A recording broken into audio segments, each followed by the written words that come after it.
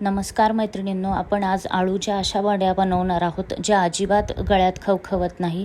तर त्यासाठी 2 ते 3 चमचे चिंच धुवून घेतली आहे आणि भिजत टाकली आहे. गूळही 2 ते 3 चमचे घेतलेला आहे आणि तोही भिजत ठेवलेला आहे वितळण्यासाठी. तर हे 1 तास आपण ठेवून देऊया. तोपर्यंत आपण पानं स्वच्छ करून घेऊया आळूची. मी इकडे 10-12 पानं घेतलेले आहेत अळूचे. आता अळूच्या लांब दांड्या मी कापून घेतलेल्या आहे आणि अळूच्या पानाला याप्रमाणे उलटं करून घेतलेलं आहे. तर ह्या ज्या मोठ्या आणि जाड शिरा आहेत त्याही आपल्याला काढून टाकायच्या आहेत. त्याचा जो चीक असतो त्याच्यानेच आपल्या गळ्यात खवखव वगैरे होत असते, तर त्या आपण काढून घेणार आहोत. ही मोठी शिरही काढून घ्यायची आहे, ती लगेचच निघते चाकूने. आणि आजूबाजूच्या दोघी ज्या मोठ्या शिरा आहेत त्याही आपण कापून घेणार आहोत. याप्रमाणे ओढून लगेचच निघते आणि या दोन्हीही आपण त्याच पद्धतीने काढून घेणार आहोत. पान तुटलं तरी हरकत नाही, पण हे काढून टाका. याप्रमाणे काढून घ्यायचे आहेत. आणि चिंच आणि गूळ हे खूपच कमी घेऊ नका, व्यवस्थित घ्या, जास्त घ्या. आणि याप्रमाणे काढून घेतलं आहे. आणि आपल्याला आता एक लाटणं घ्यायचं आहे ज्याच्याने आपण पोळ्या लाटतो आणि त्याने ह्या बारीक बारीक शिरा आणि त्या मोठ्या शिराही लाटून घ्यायच्या आहेत. म्हणजे आपण जेव्हा पानं धुतो तेव्हा तो एक्स्ट्रा जो चीक आहे त्याला लागलेला तो निघून जातो आणि खवखवणं बंद होतं. तर आता हे जे बारीक रेषा दिसत आहे शिरा, त्यांनाही आपण लाटून घ्यायचं आहे. त्यांनाही असं क्रश करून घ्यायचं आहे, म्हणजे तेही धुतल्यानंतर त्याच्यातलाही जो चीक असेल तो निघून जाईल. तर ह्या बारीक म्हणजेच पूर्णच पानाला आपल्याला हळूहळू लाटून घ्यायचं आहे. आता मोठ्या भांड्यात पाणी घेतलं आहे. स्वच्छ पान हे धुवून घ्यायचं आहे. याप्रमाणे सगळीच पानं अशी लाटून घ्यायची आहे त्यांच्या शिरांना आणि स्वच्छ अशी धुवून घ्यायची आहे. बेसिनच्या नळाखाली स्वच्छ खळखळ धुतलं तर मस्त होतात. तर याप्रमाणे सगळीच पानं मी धुवून घेतलेली आहे आणि अशा चाळणीत पान हे निथळत ठेवून दिलेलं आहे, म्हणजे त्याचं पाणी निघून जाईल. सगळीच पानं आपण धुवून घेऊया आता. चिंच खूप छान भिजलेली आहे 1 ते 1.5 तासात. आता एक मोठंच भांडं घेतलेलं आहे, त्याच्यात एक गाळणी ठेवलेली आहे आणि चिंच त्यात टाकत आहे. चिंच छान मॅश करून घ्यायची आहे आणि त्याच्यावर थोडं पाणी टाकून अजून मॅश करून घ्यायची आहे, म्हणजे पूर्ण त्याचा जो गर आहे तो खाली भांड्यात पडेल. पाणी टाकूनही स्वच्छ धुवून घ्यायची आहे चिंच, म्हणजे सगळाच गर त्याचा काढून घ्यायचा आहे. याप्रमाणे अजून मी थोडं पाणी टाकलेलं आहे आणि सर्वच गर आता काढून घेतलेलं आहे.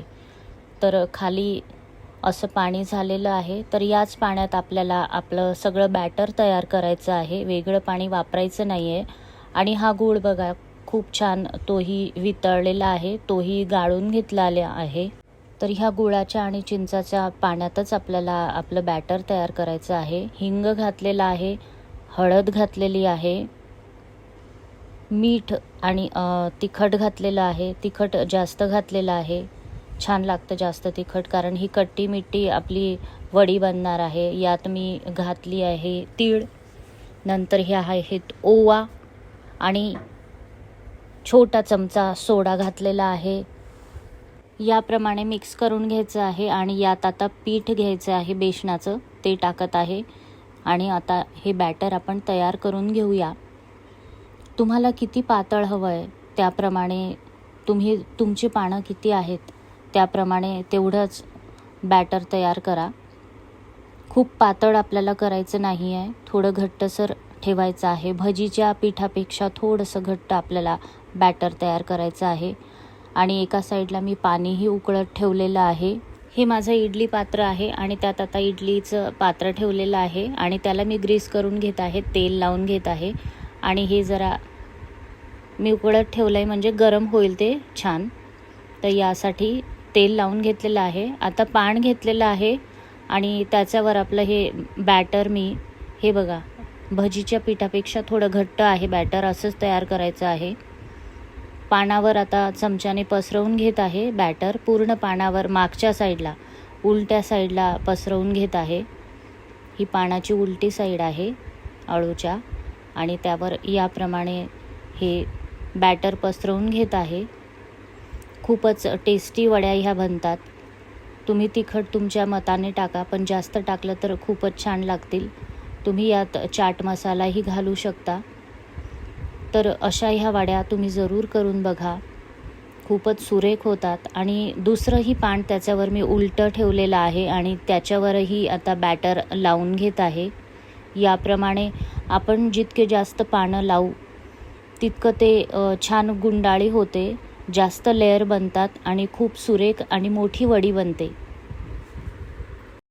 याप्रमाणे या पानालाही मी आता बॅटर लावून घेतलेलं आहे आणि याच्यावर मी अजून 2 पानं ठेवणार आहेत छोट्या साईजची, म्हणजे व्यवस्थित गुंडाळी होईल.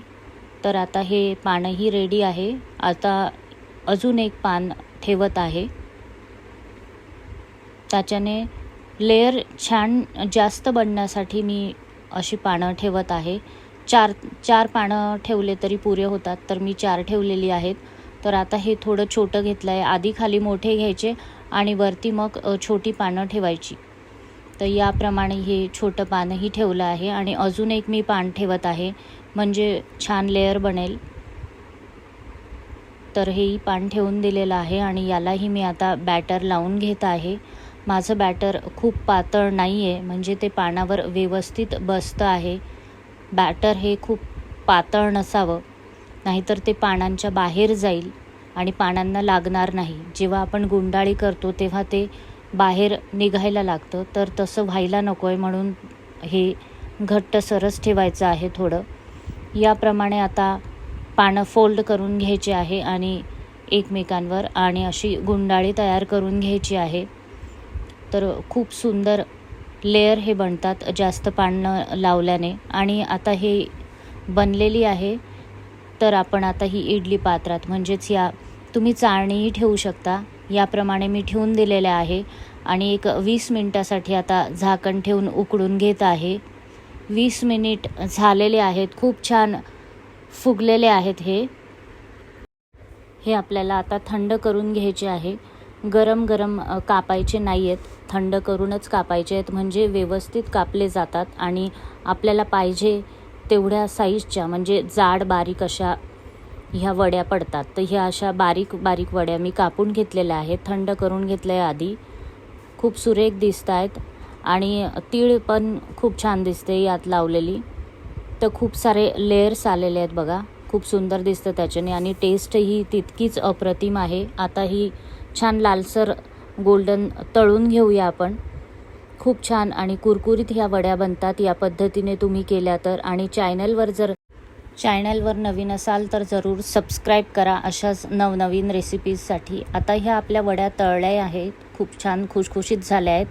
तर आता सर्व करून घेऊया.